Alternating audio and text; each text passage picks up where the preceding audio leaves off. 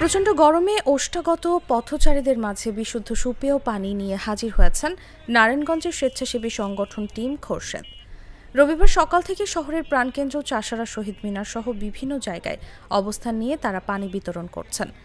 শহরের বিভিন্ন পয়েন্টে দিনমজুর খেটে খাওয়া মানুষ, পথচারী ও সাধারণ মানুষের মাঝে বিনামূল্যে বিশুদ্ধ পানি বিতরণ করছেন তারা। সেই সঙ্গে গরমে পথে চলাচলকারী মানুষ পানি তৃষ্ণা মেটাতে আগ্রহ নিয়ে পানি পান করছেন।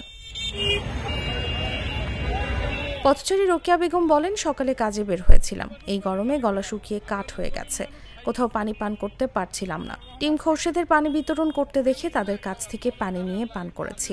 টিম খোরশেদের লিডার কাউন্সিলর মাকসুদুল আলম খন্দকার খোরশেদ বলেন, আমরা গত কয়েকদিনের গরমে লক্ষ্য করেছি পথচারী, দিনমজুর, রিকশা চালক সহ সাধারণ মানুষ অতিষ্ঠ হয়ে উঠেছে।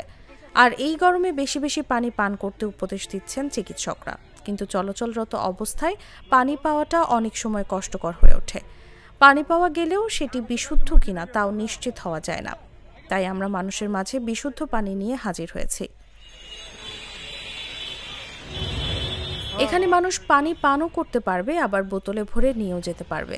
জেলা সিভিল সার্জন ডাক্তার মশিউর রহমান বলেন, প্রচণ্ড গরমের কারণে হিট স্ট্রোকের একটা প্রকোপ আছে। এ অবস্থায় ঢিলেঢালা সাদা কাপড় পরিধান করা উচিত। সেই সঙ্গে পর্যাপ্ত পরিমাণে পানি পান করতে হবে।